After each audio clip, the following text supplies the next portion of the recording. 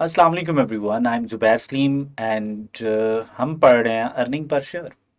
Guys, earning per share में हमें पता है दो तरह की अर्निंग पर शेयर होती है, एक बेसिक ईपीएस, एक डाइल्यूटेड। डाइल्यूटेड को अभी अपने पढ़ा ही नहीं है, अभी पढ़ना है। बेसिक पढ़ रहे हैं। बेसिक ईपीएस का फॉर्मूला क्या होता है guys? Very important formula. What is the formula for basic EPS? Sir, आप सबको पता है कि बेसिक ईपीएस का फॉर्मूला होता है। क्या फॉर्मूला होता है जी? सही कह रहे हैं आप लोग, क्या फॉर्मूला होता है? Yes, you are right. Formula होता है earnings available to ordinary share holders, ये earnings available to ordinary share holders. और आप डिवाइडेड बाय करते हैं आप। सर, किससे डिवाइड करते हैं सर आप डिवाइडेड बाय करते हैं weighted average number of shares. ये करते हैं सर आप। सर, अभी तक मेरी जितनी डिस्कशन थी वो किस बात पे थी? कि how to calculate weighted average number of shares.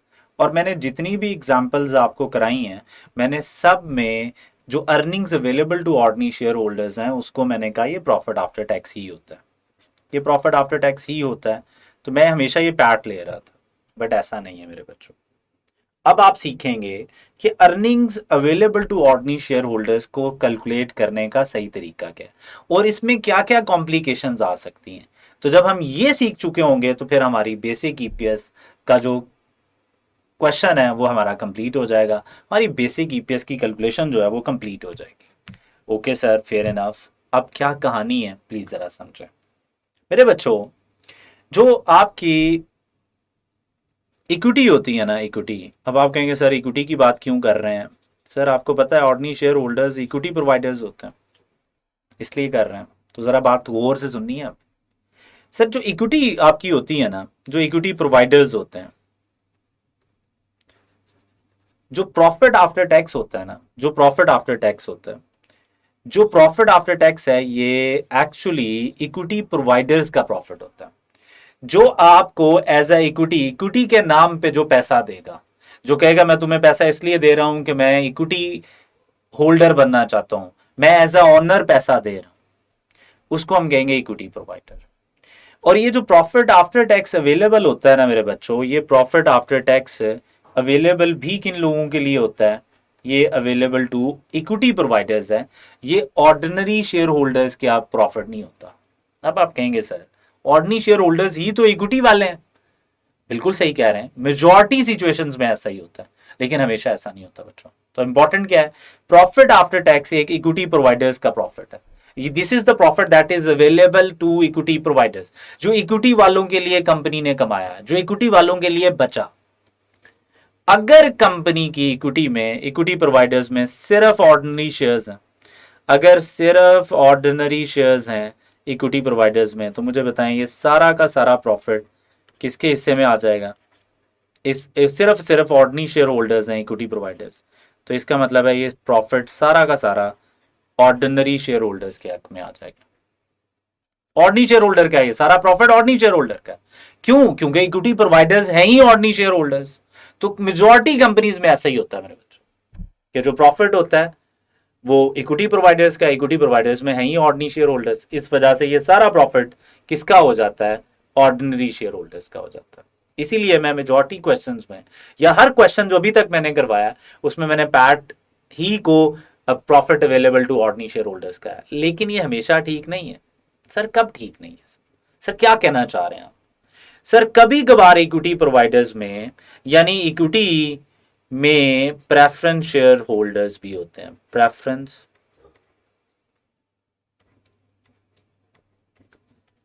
तो अगर क्वेश्चन में प्रेफरेंस शेयर होल्डर भी इक्विटी वाले हैं, अब मजे की बात यह है कि सम प्रेफरेंस शेयर होल्डर्स तो लायबिलिटी वाले होते हैं।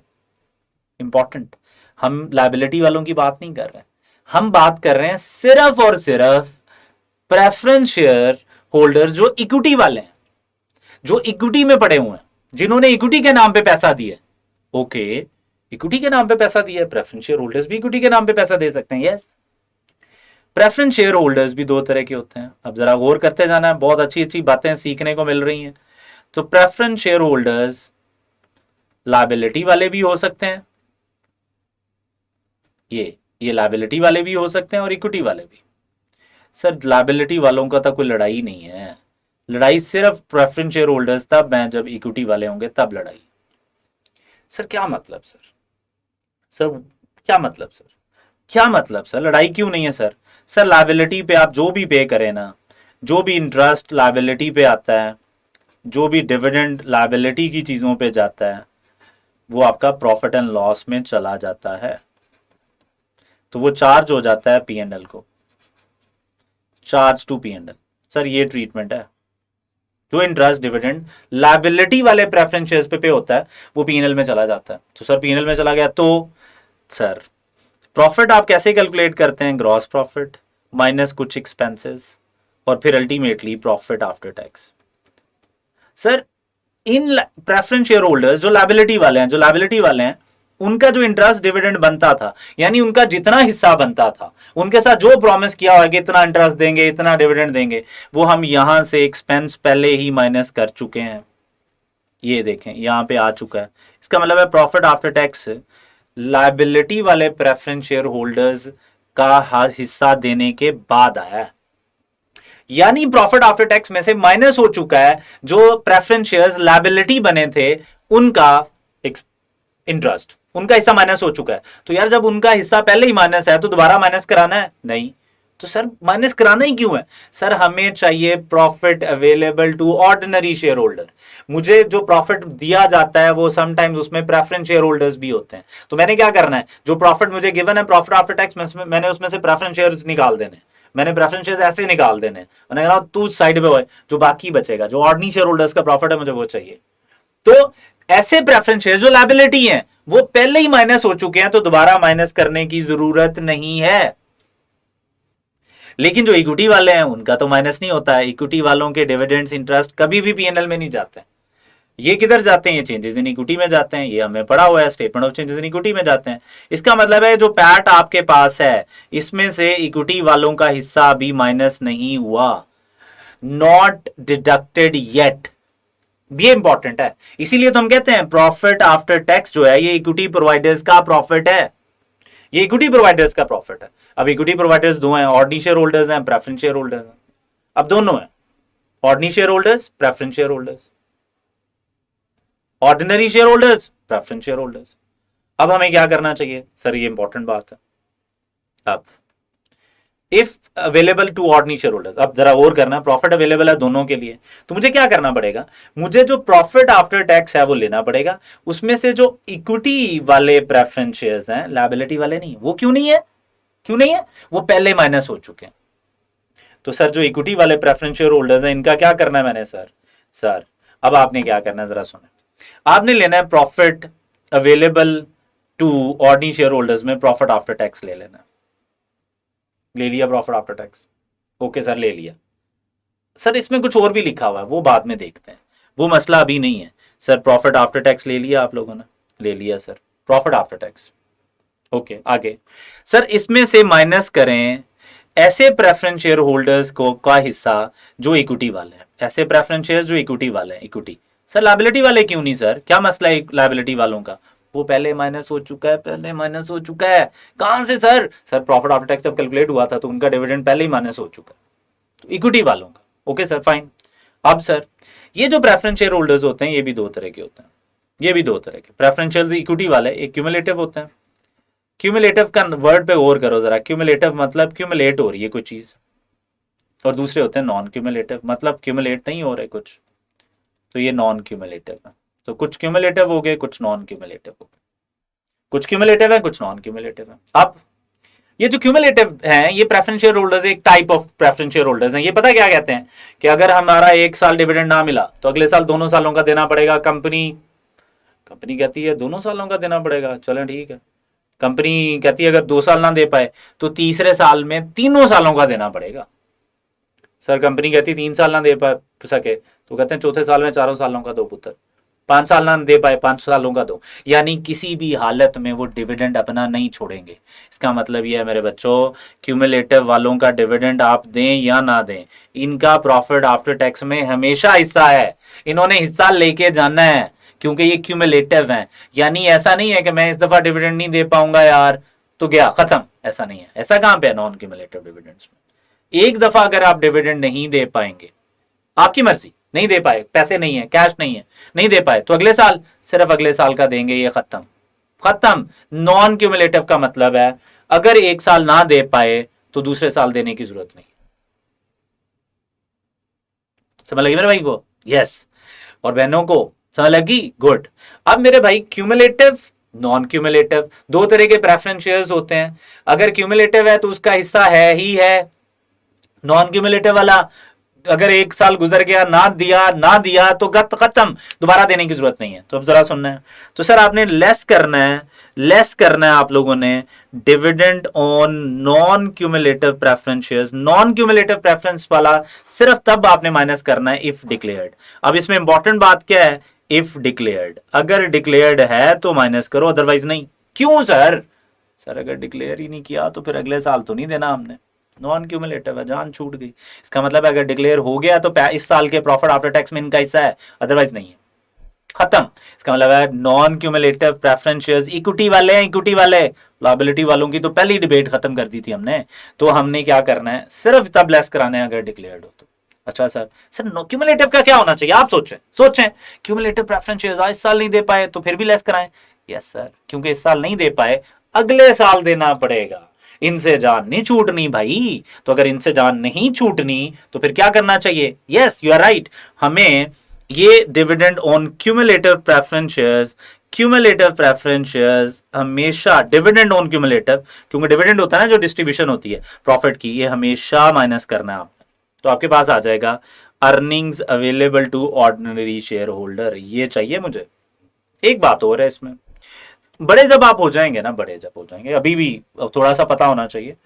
जो कंपनी होती है ना, कंपनी समटाइम्स ना ये अपने ऑपरेशंस को क्या कर देती है, डिसकंटिन्यू कर देती है। अपने इनके जो ऑपरेशंस होते हैं, कुछ ऑपरेशंस होते हैं जिनको ये कंटिन्यू रखना चाहती है और कुछ को डिसकंटिन्यू करना चाहती है। यानी एग्जाम्पल ले लेते हैं सर, एक गोरमे एग्जाम्पल है पाकिस्तान में। आपको पता है ये बेकर्स भी हैं, बेकरी का काम भी करते हैं, ये कोल्ड ड्रिंक्स भी बनाते हैं, ये इनके रेस्टोरेंट्स भी हैं, इनकी फार्मेसीज भी हैं, इनके इनका फर्नीचर का काम भी है, इनकी कैटरिंग भी है। अब सोच लेते हैं कि इन लोगों ने सोचा फर्नीचर वाला काम बंद कर दे। तो एक ऑपरेशन जो ये खत्म करने वाले हैं इसको कहते हैं हम लोग डिसकॉन्टिन्यूड ऑपरेशन। सर क्या बोलते हैं? डिसकॉन्टिन्यूड ऑपरेशन बोलते हैं। डिसकॉन्टिन्यूड ऑपरेशन का मतलब क्या है सर? डिसकॉन्टिन्यूड ऑपरेशन का मतलब है कि ये ऑपरेशन कंटिन्यू नहीं करना, खत्म। यार अब जो ऑपरेशन डिसकॉन्टिन्यूड है इसकी ईपीएस बताओ ना बताओ, लोगों को क्या फर्क पड़ता है? लोग कहते हैं कि वो बताओ जो चलता रहेगा, क्योंकि लोगों ने ईपीएस को देख के ना डिसाइड करना होता है कि इस कंपनी के शेयर्स खरीदें ना खरीदें। मार्केट में अवेलेबल होते हैं इस तरह की कंपनीज के शेयर्स जिनके लिए हम ईपीएस कैलकुलेट कर रहे हैं। बिल्कुल सर, होते हैं अवेलेबल। फिर क्या करें? अब ये क्वेश्चन है सर, क्या करें सर? सर कुछ भी ना करें, सिर्फ और सिर्फ कंटिन्यूड के लिए कैलकुलेट करें। किसी ने कहा सर मैंने डिसकंटिन्यूड के लिए भी कैलकुलेट करना है, तो स्टैंडर्ड कहता है कर ले पुत्र, कर ले, लेकिन रिक्वायरमेंट नहीं है। डिसकंटिन्यूड वाला प्रॉफिट अलहदा कर देना है, सिर्फ कंटिन्यूड वाला लेना है, क्योंकि जो फ्यूचर है वो कंटिन्यूड के लिए, और जो फ्यूचर होता है उसी के साथ कहानी होती है। सो डिसीजंस आपने फ्यूचर की बेसिस पे लेने होते हैं। तो लोगों को वो ईपीएस दिखाओ जो अगले सालों में भी आएगी, वो नहीं जो इस साल आई है और खत्म हो जाएगी। तो कंटिन्यूड, इसलिए यहां पे लिखा हुआ है कि आपने जो प्रॉफिट्स फ्रॉम कंटिन्यूड ऑपरेशन लेने हैं, अगर कोई डिसकंटिन्यूड वाला हुआ तो उसको रहने देना। ये बात भी समझ लगी मेरे बच्चों को? तो सर ये जो आपके पास सामने स्ट्रक्चर बना हुआ है जिसको मैंने एक्सप्लेन किया, ये आपके माइंड में स्टैब्लिश हो जाना चाहिए अगर आप समझना चाहते हैं कि earnings available to ordinary share holders कैसे कैलकुलेट होंगी। ओके सर, समझ लगी सर? डन है सर। सर लाइबिलिटी वाले प्रेफरेंस शेयर्स भी इधर आने हैं? ना ना ना ना ना ना ना, वो नहीं आने, वो तो पहले माइनस हो चुके हैं पैट में से। सर इक्विटी वाले आने हैं? यस, इक्विटी वाले आने हैं, और जो बच जाएगा वो ऑर्डिनरी शेयर होल्डर्स का प्रॉफिट है। देखिए ना, प्रॉफिट आफ्टर टैक्स में से प्रेफरेंस वालों के हिस्से दे दिए, जो बच गया वो ऑर्डिनरी शेयर होल्डर्स का प्रॉफिट है। So this is how we are going to calculate ordinary share holders profits. अब एक दो बातें और हैं। अब ये बातें बेसिकली तो हैं FR2 की, कंसोलिडेशन, इस तरह की बातें, लेकिन अब उसने लिखी हुई है नोट्स में ना, हमें लिखा हुआ है, तो फिर हमें क्या करना चाहिए, फिर हमें कर लेना चाहिए। तो ये देखें जरा, उसने कहा डिसकंटिन्यूड का ऑपरेशन का अगर आपने कैलकुलेट करना है तो ये yes you should calculate it separately. अच्छा जी, अब दूसरी बात क्या है, जब आप कंसोलिडेशन पढ़ेंगे FR2 में जाके, तो वहां पे आपको पता चलेगा कि एक कंपनी होती है जो किसी दूसरी कंपनी को खरीद लेती है। अब समटाइम्स तो 100% खरीद लिया। देखें आप, अब मुझे बताएं, अगर पी ने एस को खरीद लिया, 100% खरीद लिया, तो क्या एस का कोई और ऑनर है? कोई ऑनर नहीं है। मस्त सब्सिडरी, ये एस जो है ये इस कंपनी इसकी है, इस कंपनी को हम कहते हैं पेरेंट है, और जो कंपनी कंट्रोल हो रही है इसको बोलते हैं सब्सिडरी है, सब्सिडरी बोलते हैं। ठीक है, जिसका कंट्रोल एक्वायर कर लिया, जिसने कर लिया वो पेरेंट है, जो कंट्रोल एक्वायर नहीं किया जिसने अभी, वो क्या है सर, अगर जल्दी से बता दें जरा। यस यू आर राइट, वो क्या है, लें जी, वो सब्सिडरी जिसका कंट्रोल एक्वायर हो गया, जो कंट्रोल एक्वायर कर रहा है वो पेरेंट है। सर व्हाट इज नेक्स्ट, आगे क्या है सर। सर समटाइम्स ना पेरेंट जो होता है ना, पेरेंट वो शेयर्स कम खरीदता है सब्सिडरी के। मसलन कंट्रोल एक्वायर करने के लिए 50% से ज़्यादा चाहिए, जैसे कंट्री का कंट्रोल लेने के लिए 50% से ज़्यादा नेशनल सीट्स हों तो ठीक है, लें सर 80%। अब इसका मतलब है सर 80% सब्सिडरी का 20% ऑनर और भी है कोई, उस 20% को हम कहते हैं नॉन कंट्रोलिंग इंटरेस्ट, यानी वो उनका कंट्रोल नहीं है लेकिन इंटरेस्ट तो है ना, कंपनी के ऑनर तो हैं, तो इनको हम लोग ना बोला करेंगे एनसीआई एनसीआई। अब उसने बात क्या लिखी हुई है, उसने कहा हुआ है कि यार जब आप कंसोलिडेशन की ईपीएस निकाल रहे होंगे ना, तो आपने जो एनसीआई वालों के हिस्से का प्रॉफिट है वो नहीं लेना। तो इसका मतलब ये है कि आपको डाटा कुछ इस तरह गिवन होगा कि वो आपको दिया करेगा प्रॉफिट आफ्टर टैक्स, और साथ यहां पे लिखा होगा attributed to parent and NCI, ये इस तरह लिखा होगा, पेरेंट को कितना जा रहा है और एनसीआई को कितना जा रहा है। अब अगर यहाँ पे 200 है, यहाँ पे 30 है, तो यहाँ पे 170 होगा। अब मुझे बताएं कि ईपीएस में आपने कौन सा लेना है, जल्दी से बता दें यार जरा। वो कह रहा है कि एनसीआई वालों का हिस्सा एक्सक्लूड कर देना in case of consolidated financial statements. जब ये पेरेंट सब्सिडरी की कहानी चल रही होगी, the share of profit from non controlling interest is also excluded. तो मुझे बताएं फिर क्या लेना है आपने। सर 200 टोटल है, एनसीआई 30 है, तो सिर्फ आपने ये वाला शेयर लेना है, इसको कहते हैं पेरेंट के हिस्से का प्रॉफिट लेना फॉर कंसोलिडेटेड बुक्स। तो अगर इस तरह आपको गिवन हो तो ये भी कर लेना चाहिए, तो हो सकता है कि एमसीक्यूज में आ जाए, बड़े किसी क्वेश्चन में एक्सपेक्टेड नहीं है, क्योंकि कंसोलिडेशन टॉपिक ही अगले चीज का है। तो ये कुछ बातें थी जो आप लोगों को पता होनी चाहिए। अब वो क्या कह रहा है सर, डिसकंटिन्यूड ऑपरेशन की आप सेपरेटली कैलकुलेट कर सकते हैं, ये मैंने समझाई कि अगर एक गोरमे है वो फर्नीचर वाला बिजनेस बंद करने का सोच रहा है, तो उसकी ईपीएस आप कैलकुलेट कर लें, सेपरेटली कर सकते हैं, लेकिन उसको ना आपको ईपीएस को इनकम स्टेटमेंट के फेस पे दिखाने की जरूरत नहीं है। सर क्या मतलब फेस पे, आप क्या हो गए सर, क्या बात कर रहे हैं आप, ये बात तो नहीं हमें पता। तो ज़रा सुन लें सर, जब आप लोग एक सब्सिडरी की, सॉरी किसी भी कंपनी की इनकम स्टेटमेंट बनाते हैं ना, स्टेटमेंट ऑफ कॉम्प्रिहेंसिव इनकम, लें जी, ये इनकम स्टेटमेंट का फेस कहलाता है। फेस मतलब शक्ल उसकी। सर इसमें आपको पता है रेवेन्यू आता है, फिर इसमें आपको पता है कॉस्ट ऑफ सेल आती हैं, फिर आपको पता है ग्रॉस प्रॉफिट आते हैं, फिर इसी तरह एडमिन एक्सपेंस आ जाता है, सेलिंग एक्सपेंसेस आ जाते हैं, फाइनेंस कॉस्ट आ जाता है, पीबीटी आ जाती है, टैक्स आ जाता है, प्रॉफिट आफ्टर टैक्स आ जाता है, फिर इसी तरह अदर कॉम्प्रिहेंसिव इनकम भी आ जाती है। 16 में हमने सीखा था कि समटाइम्स अदर कॉम्प्रिहेंसिव इनकम भी आ जाती है। अच्छा, यहाँ पे ना अदर कॉम्प्रिहेंसिव इनकम से भी पहले यहाँ पे आपने ईपीएस दिखानी होती है, फेस के ऊपर यहाँ पे ईपीएस दिखानी होती है आप। सो वो सपोज करें ये 2002 है, तो 2001 की भी दिखानी होगी आप लोगों ने, कंपैरेटिव ईयर भी दिखाते हैं हम, तो long with the comparative years. तो कॉन्टिन्यूड की दिखाएं फेस के ऊपर, डिसकॉन्टिन्यूड की फेस के ऊपर दिखाने की जरूरत नहीं है। बेहतर क्या है, नोट शुदा अकाउंट्स में ले जाओ, अदरवाइज आपको पता है कॉन्टिन्यूड की कैलकुलेट करनी होती है। तो ये था इसकी profit availability to ordinary share holders की स्टोरी। अब हम क्या सीखेंगे, अब हम इन सारी बातों को अप्लाई करते हैं। ऐसे थोड़ी होता है कि बस पढ़ लिया और खत्म। अब हम इन सारी बातों को अप्लाई करेंगे, और अप्लाई कैसे करेंगे, थ्रू एग्जाम्पल्स, और वो देखते हैं हम नेक्स्ट वीडियो में। अभी के लिए इतना ही, thank you so much, stay blessed, Allah Hafiz.